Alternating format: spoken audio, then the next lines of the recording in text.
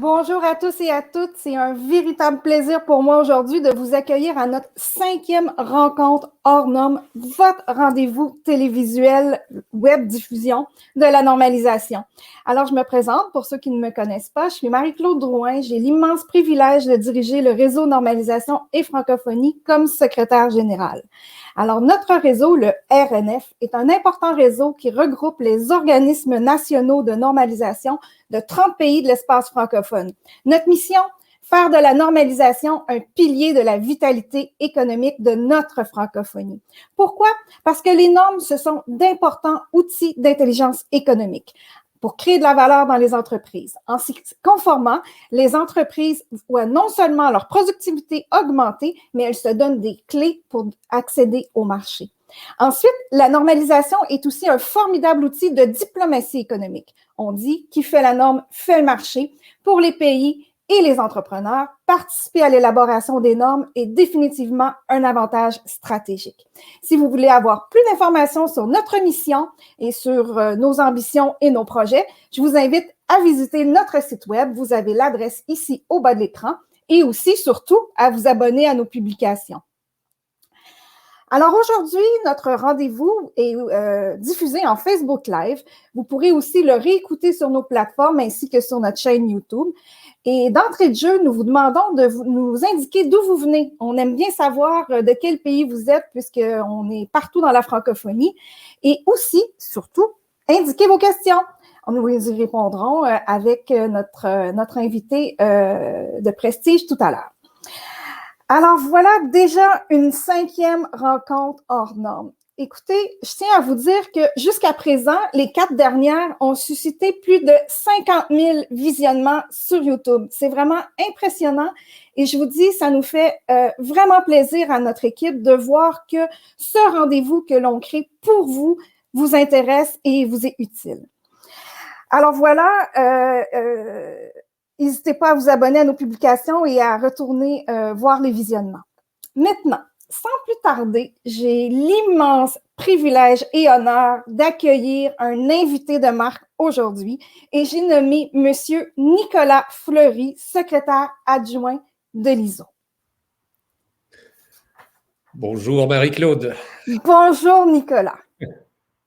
Écoutez Nicolas, votre rang de secrétaire général adjoint de l'ISO ferait en sorte que je devrais vous voyer avec grand respect. J'ai toujours un aussi grand respect pour vous, mais comme on se tutoie dans la vie, ça te va si on se tutoie pour l'entrevue? Eh bien, écoute Marie-Claude, ça me va parfaitement bien, sans autre. Super. Avec plaisir. Parfait. Alors, Nicolas, merci beaucoup d'avoir accepté cette invitation pour venir nous parler de l'ISO, cette grande maison qui a un impact important dans nos vies. Alors, rapidement, l'ISO a été créée en 1946. C'est l'Organisation internationale de normalisation. Son secrétariat est situé à Genève. Vous regroupez les organismes nationaux de normalisation de tous les pays du monde, près de 165 présentement. Chaque jour, on dit qu'à l'ISO, il y a 8 ou 9 rencontres de normalisation quelque part dans le monde. Alors, votre objectif, votre cœur de métier, c'est d'élaborer les normes qui nous servent à œuvrer dans notre monde d'aujourd'hui. Comme vous avez fait, tu as fait tous les métiers à l'ISO, Nicolas, j'ai envie de t'entendre sur ce que c'est pour toi, personnellement, l'ISO. Alors, écoute, Marie-Claude, c'est une vaste question, mais avant tout, j'aimerais te remercier vivement pour l'invitation. C'est un grand plaisir pour moi.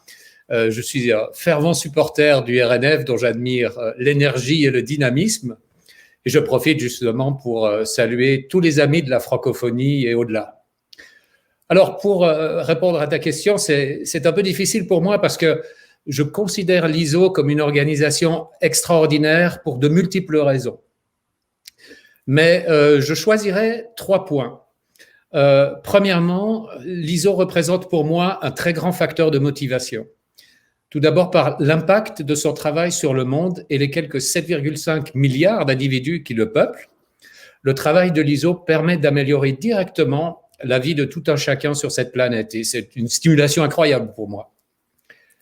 Deuxièmement, l'ISO représente un système de fonctionnement fascinant à mes yeux. Le système est relativement complexe, mais c'est un système tout d'abord extrêmement décentralisé.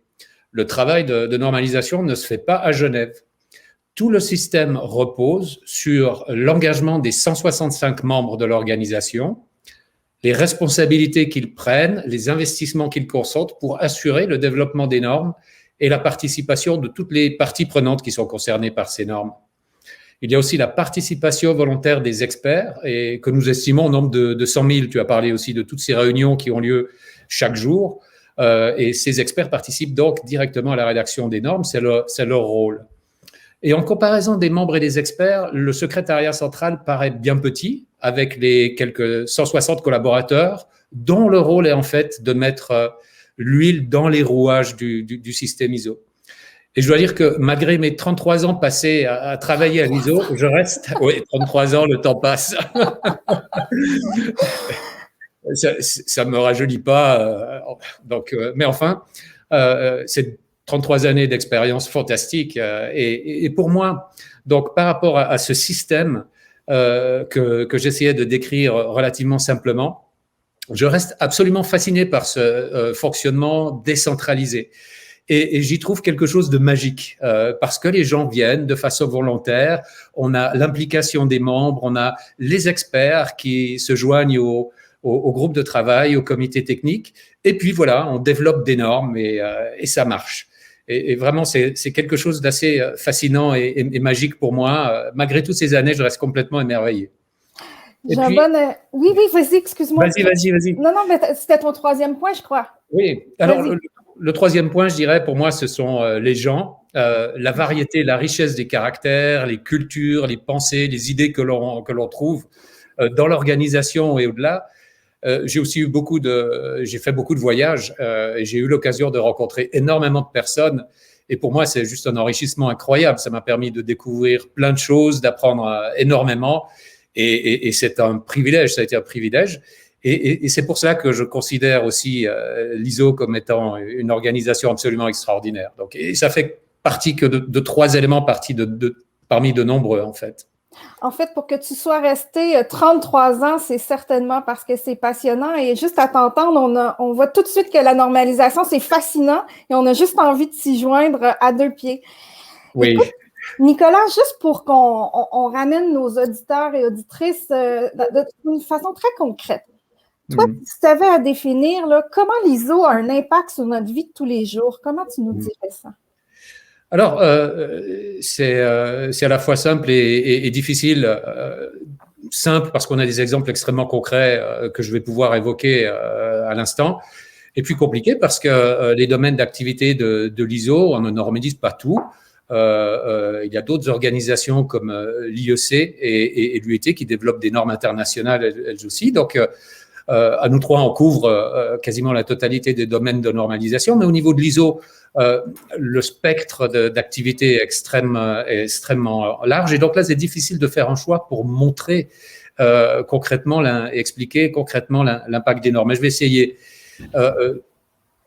Une des problématiques, c'est que la plupart des personnes ne connaissent l'ISO, je crois, qu'à travers l'ISO 9001. Et dans toutes les rencontres que je fais, c'est la première chose que l'on me met en avant, c'est la norme ISO 9001. Mais l'ISO, c'est près justement de 24 000 normes vivantes dans tous les domaines possibles et imaginables, en dehors de ceux qui sont gérés, bien entendu, par nos organisations amies, comme j'en parlais tout à l'heure. Et j'aimerais en fait inviter les auditeurs et ceux qui nous suivent à plonger dans le catalogue de nos normes sur le site internet de l'ISO ou les sites de nos membres pour trouver en fait ces 24 000 normes et prendre le temps de se perdre dans ce catalogue, de voyager dans ce catalogue. Je trouve que c'est comme une encyclopédie. On y découvre plein de domaines et de thèmes fascinants dont on n'imagine même pas qu'ils existent. Et ça contribue aussi à ce monde extraordinaire pour moi de la normalisation. Pour en revenir à des éléments plus concrets au quotidien, en fait, de nous tous, je citerai les exemples classiques, comme par exemple les cartes de crédit, qui sont utilisables partout grâce aux normes qui spécifient les dimensions des cartes de crédit, de même que les technologies et les protocoles de communication qui vont avec les distributeurs et les systèmes de paiement, par exemple. Donc, c'est ce qui fait qu'on peut aller dans n'importe quel pays et on met notre carte dans le guichet et on a notre argent. Voilà, et ça fait partie de cette magie, mais en fait qui est le résultat d'un travail intense dans les coulisses. J'aime bien dire aussi que les normalisateurs sont des travailleurs de l'ombre, et je pense qu'ils pourraient avoir beaucoup plus de visibilité par rapport à l'importance du travail, aux efforts qu'ils consentent. Mais en même temps, toute la beauté de la normalisation, c'est de pouvoir faire en sorte que les choses se passent de façon naturelle et simple. Et c'est là où je pense qu'on a aussi finalement beaucoup de fierté en tant que normalisateur quand on voit ces choses se passer justement naturellement, tout simplement, effectivement. D'autres exemples que je citerai, ce sont par exemple les normes relatives au format de papier, format A4 est aussi connu universellement, les symboles graphiques sur les tableaux de bord de voiture, les normes de sécurité des denrées alimentaires qui nous permettent de consommer en toute sécurité ce que nous achetons. On ne se pose jamais la question, mais voilà, on reste en vie après avoir mangé ce que l'on achète au supermarché. C'est aussi grâce aux résultats de l'implantation des normes.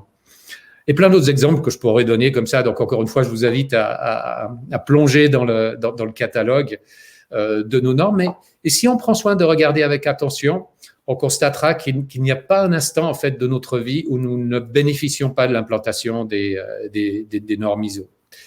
J'aimerais aussi peut-être juste faire un point par rapport à la crise Covid que nous traversons, dont je pense qu'elle illustre bien l'importance des normes. Et pas seulement au niveau sanitaire, comme on a pu le voir pour les masques de protection, par exemple, ou les ventilateurs. On a aussi beaucoup parlé de l'importance de la résilience des entreprises, de la performance des chaînes d'approvisionnement auxquelles les normes contribuent.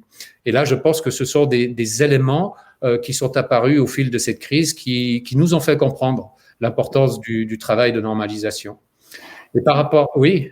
Oui, tu as tout à fait raison. Je pense que quand la terrible crise de la COVID est arrivée sur notre planète, on a plus que jamais vu l'importance des normes, justement pour produire rapidement avec une bonne qualité, efficacité et efficience, tout l'équipement dont on avait besoin pour se prémunir sur… Absolument. Ouais. Et je pense que là, ce sera intéressant. Nous verrons comment, en fait, nous prendrons tous finalement les leçons de cette crise, parce que je pense que nous sommes à un moment relativement important aussi pour la normalisation. Ce n'est pas la seule crise globale à laquelle nous devons faire face. Nous savons qu'il y a la crise de l'eau, la crise de l'énergie, les risques liés aux maladies infectieuses, d'autres maladies infectieuses que la Covid, les problèmes liés à la cybersécurité, par exemple, les inégalités sociales qui se creusent aussi, et plein d'autres problématiques. Il y a aussi toutes les opportunités multiples et les risques qui sont offerts par le développement technologique, les aspects du développement durable, pour ne citer que ces points. Et les normes aident à faire face aux crises, à gérer les risques et à saisir les opportunités. Et je pense que par rapport à ce que je disais tout à l'heure, nous sommes dans un moment clé où notre travail de normalisation apparaît comme étant plus important aujourd'hui que jamais. Et je pense que, encore une fois, la contribution de la normalisation, de l'ISO, peut être encore plus grande et apporter encore plus que ce qu'elle a déjà grandement apporté à tout un chacun.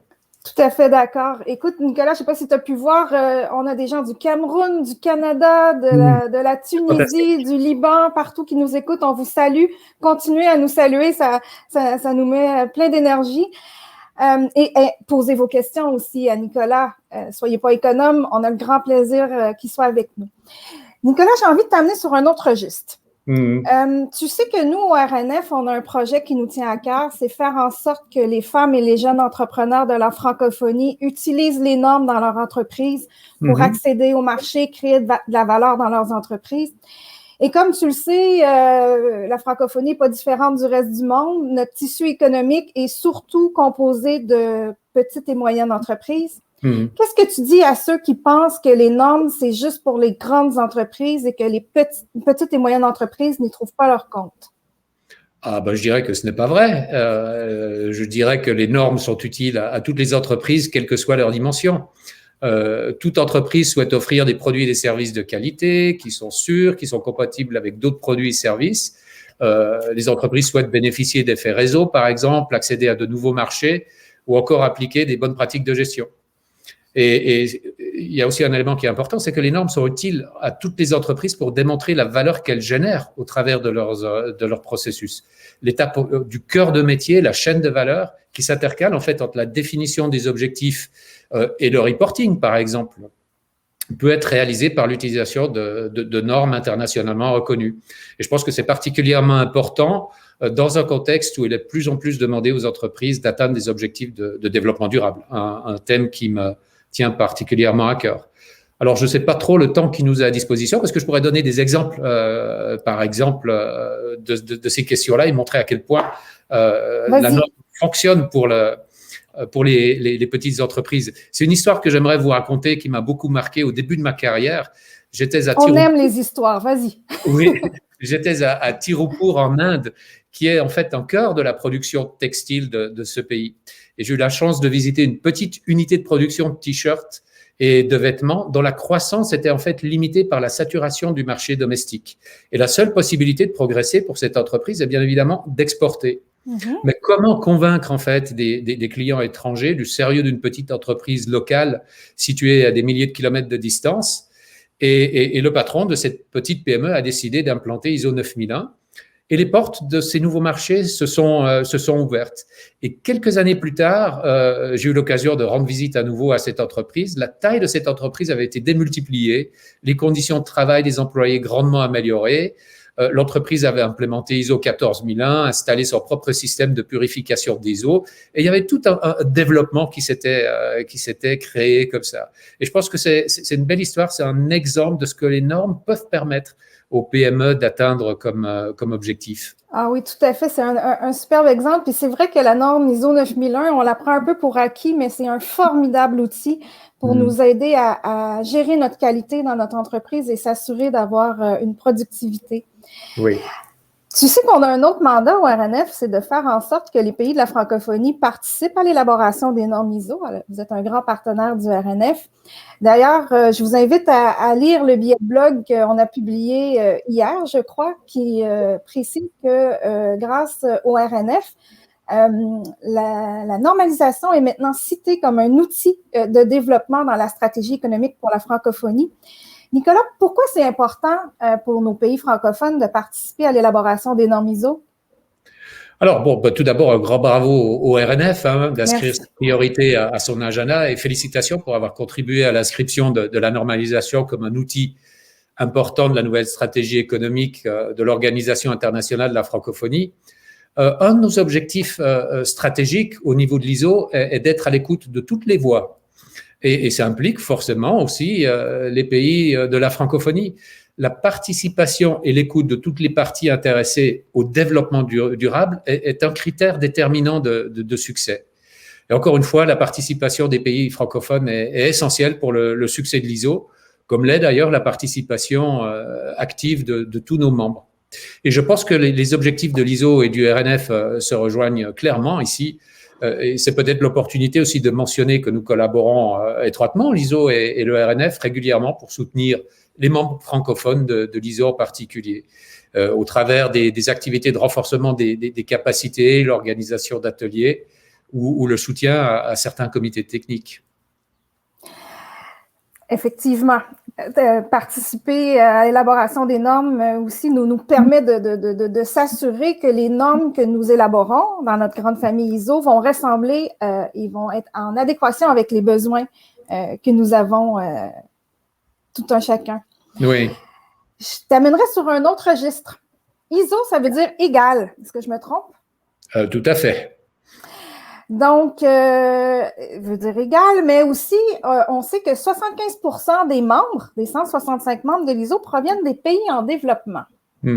Comment l'ISO fait en sorte d'assurer l'égalité de ses membres avec 75 pays en développement? 75%, pardon, de ces pays qui sont des membres en développement. Bon, alors, tout d'abord, il faut savoir qu'au niveau de l'ISO, tous les pays sont égaux. C'est un des grands principes de l'organisation. Un des principes est précisément un pays, un vote. Historiquement, les pays en développement sont très, très importants pour l'ISO. Ils ont toujours fait partie de nos priorités. Et cela n'a pas changé avec la nouvelle stratégie ISO 2021-2030 qui a été acceptée en fait par l'Assemblée générale de l'ISO l'année passée, en 2020. Et je dirais que par rapport aux pays en développement, on peut avoir deux angles de vue. Le premier angle est lié à notre rôle de développer et publier des normes globalement pertinentes. Et je pense que cet objectif ne peut être atteint que si tous les membres de l'ISO ont les possibilités et les ressources pour participer au développement des normes. Et malheureusement, on sait bien que ce n'est pas le cas. Le second angle de vue est que nombre de pays en développement sont confrontés à des défis majeurs. Je parlais de ces crises là tout à l'heure auxquelles on est confronté. Donc des défis, en particulier par exemple sur le plan des échanges commerciaux, du changement climatique, du développement durable. Et là, les normes sont des outils puissants pour permettre aux pays en développement de relever ces défis. Mais il se trouve que certains de nos membres, encore une fois, du fait de l'absence de ressources souvent, ont besoin d'un appui afin de pouvoir tirer pleinement de ces normes. Et là, on a développé, dans le cadre de notre stratégie, aussi un plan d'action pour les pays en développement qui permet d'intervenir précisément sur ces deux angles que je viens de décrire. Et puis, j'ajouterais qu'en complément, nous, le réseau normalisation et francophonie, on est toujours à l'écoute de vos plans d'action et on s'assure de mettre en œuvre des actions qui sont en cohérence sur votre plan d'action et on a mis en place justement des méthodologies pour faire en sorte de mieux faire participer nos pays de l'espace francophone. Une toute dernière question avant d'arriver à la question chouchou de ton mot préféré de la langue française, mais pas tout de suite. Dernière question sur la place des femmes dans l'élaboration des normes. Alors, l'ISO a signé récemment la déclaration de la Commission économique des Nations unies de l'Europe sur les normes tenant compte des questions de genre. Alors, vous, à l'ISO, comment vous prenez en compte ces questions de genre? Alors, tout d'abord, il faut savoir qu'au-delà de la signature, en fait, de cette déclaration, les questions de genre sont une des 6 priorités stratégiques de la stratégie ISO dont je parlais. Et nos objectifs sont précisément d'encourager une composition diverse et inclusive des comités techniques où les femmes sont encore malheureusement sous-représentées. Donc là, dans le cadre du déploiement de notre stratégie, il va nous falloir trouver le moyen d'augmenter la diversité, d'augmenter l'inclusivité et avoir plus de femmes qui participent au comité technique. Ça ne concerne pas seulement, je dirais, le rôle d'expert. Ce qui me semble aussi extrêmement important, c'est d'ouvrir les rôles de leadership, de présidence, de management, d'animation des groupes de travail. Ça touche aussi en fait la représentation des femmes au sein des directions générales des organismes nationaux de normalisation ou plus directement dans le cadre de l'ISO, la participation aux organes de gouvernance de l'ISO. L'autre aspect qui est aussi important et qu'on oublie souvent, c'est d'assurer la prise en compte des besoins des femmes dans les normes elles-mêmes.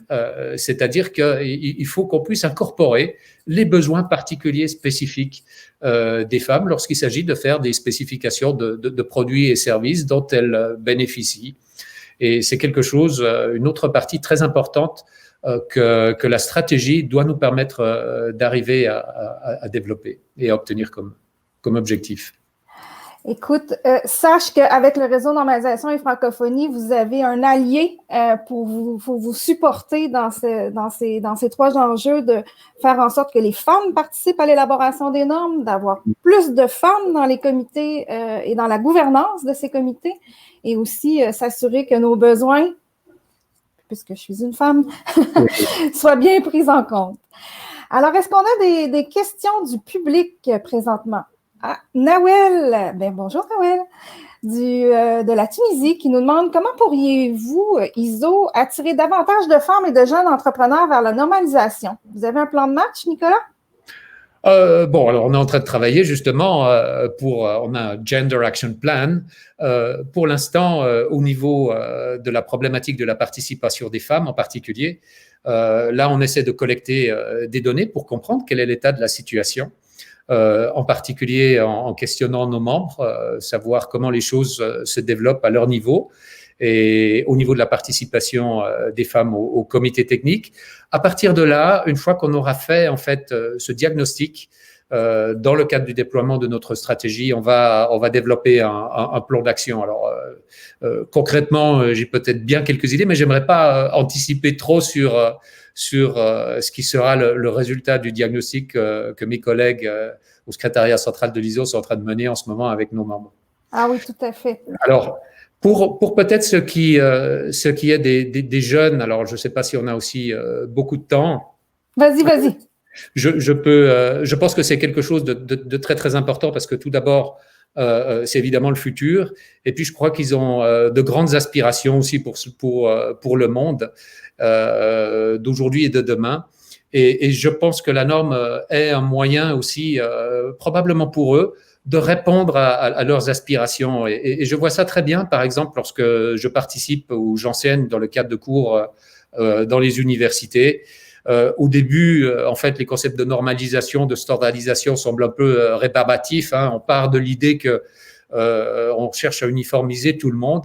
Mais une fois que l'on explique l'impact que les normes ont sur tout un chacun, et là, les gens comprennent que la normalisation est un outil de progrès, est un outil d'innovation, est un outil de développement, est un outil d'intégration des groupes et de réunion, de réunification dans un certain sens. Et ça stimule énormément et ça encourage beaucoup les jeunes à y participer. Je pense qu'il faut qu'on fasse un grand effort aussi d'explication pour les attirer et puis vulgariser, intéresser. Alors, le mot d'ordre, c'est diffuser l'information, diffuser les rencontres hors normes. Ce sont des rencontres qui servent à ça, justement, à mettre un coup de projecteur sur la normalisation et son intérêt. On a une deuxième question du Cameroun, je crois. Alors, est-ce que l'ISO du Cameroun est pareil que celle de l'Europe? Est-ce que ces normes peuvent permettre à un entrepreneur camerounais d'exporter vers l'Europe? Bien, écoutez, la définition même de la norme internationale est d'être reconnue partout dans le monde. Donc, et c'est l'un des premiers objectifs précisément de la norme. Et vous vous souvenez de l'exemple que j'ai donné de cette entreprise en Inde, textile en Inde à Tirupur. Je crois que le cas qui nous est donné ici est très semblable. La norme permet d'accéder à de nouveaux marchés et elle doit permettre justement à une entreprise camerounaise d'exporter des produits qui seront reconnus ou des produits et services qui seront reconnus parce que développés sur la base de normes internationales, de normes ISO. Alors voilà, dernière question de Mamadou Sangaré, mon ami, du Sénégal. Quelle est l'approche de l'ISO pour faire face au développement des normes privées qui sont aujourd'hui des barrières au commerce? Alors les normes privées, ce sont les normes qui sont développées par des associations ou des secteurs hors consensus international. Oui, alors là, je pense qu'un des points, c'est de continuer à rendre la plateforme ISO aussi attractive que possible.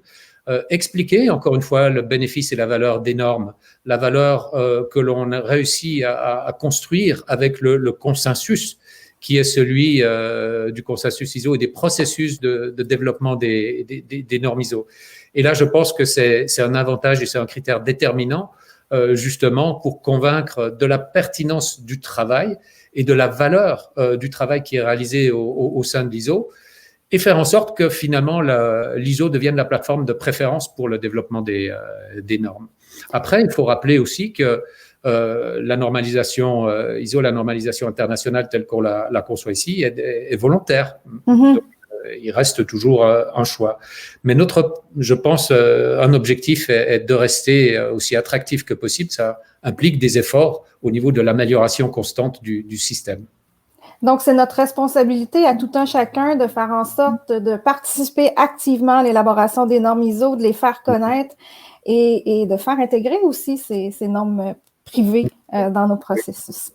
Alors, Nicolas, voilà, c'est déjà terminé. Nous voilà à la dernière question. J'ai envie de t'entendre sur quel est ton mot préféré de la langue française? Alors, c'est une question très difficile parce que je trouve que notre langue est riche de mots magnifiques, mais j'aime beaucoup le mot enchantement. Pour moi, l'enchantement, c'est merveiller en permanence sur ce qui m'entoure, la vie, la famille, les gens, la nature, l'art, la musique, les livres et les belles choses. C'est éprouver de la joie et être reconnaissant pour tout cela. C'est aussi rêver et rêver grand. Et puis l'enchantement, c'est aussi la magie de pouvoir changer le monde pour le rendre meilleur. Et je crois que c'est un don que nous possédons toutes et tous. Ah, oui, tu as tellement raison. Merci. Alors, bonjour Pascal, Pascal Mienville. L'ISO est unique avec ses 163 membres. Il y a peu d'organismes de normalisation qui peuvent compter sur une telle base de membres. C'est vrai, c'est vrai. Léna, notre présidente, notre chère présidente, dit que Nicolas, c'est l'homme de toutes les situations, un grand ami du RNF qui a donné beaucoup pour la normalisation internationale. C'est bien vrai. Nicolas Fleury, merci. Merci beaucoup de ta générosité. Merci d'avoir été avec nous. C'est un immense privilège de t'avoir à notre tribune. Ben, tout le bonheur est pour moi et je vous salue tous très chaleureusement et tous les auditeurs et à très bientôt. À très bientôt et tu es le bienvenu quand tu passes au Québec. Merci beaucoup. Merci mille fois. Merci beaucoup. À bientôt, Nicolas. Merci. Au revoir. Au revoir. Au revoir, merci. Au revoir. Enchantement. Vous savez, de toutes les questions que je pose à mes invités, la dernière sur quel est leur mot préféré et la seule sur laquelle je ne connais pas la réponse d'avance, c'est quand Nicolas a dit enchantement, l'assembleur de possibles, les rêves, faire un monde meilleur. C'est exactement ce que j'ai vu dans ses yeux et dans son dynamisme la première fois que je l'ai vu à une réunion du RNF où il est venu et il est tout de suite devenu un ami du RNF. Alors, je pense qu'on va lui donner une carte chouchou de nos rencontres hors normes. Alors voilà, c'était déjà l'avant-dernière rencontre hors normes. Je vous invite à notre toute dernière rencontre hors normes qui aura lieu le 8 juin prochain. Et nous aurons le grand privilège, encore une fois, de recevoir à notre tribune, cette fois-ci, Madame Catherine Chevauché, qui est elle-même une femme, présidente du comité d'élaboration de normes ISO sur l'économie circulaire. Alors, on aura la chance de parler à cette femme dynamique qui a envie de créer les normes qui vont changer le monde de demain pour faire migrer notre économie circulaire vers une économie, notre économie linéaire, vers une économie circulaire. Alors, je vous invite à écouter, comme vous le savez, je vous l'ai dit d'entrée de jeu, c'est un Facebook Live, mais qui est rediffusé sur nos plateformes. N'hésitez pas à réécouter, à diffuser dans vos réseaux et à vous abonner à nos publications. Et sur ce, je vous souhaite une bonne fin de journée pour ceux qui terminent, une bonne journée pour ceux qui, comme moi, sont au Québec ou au Canada. Et je vous dis à la prochaine pour une prochaine rencontre hors normes.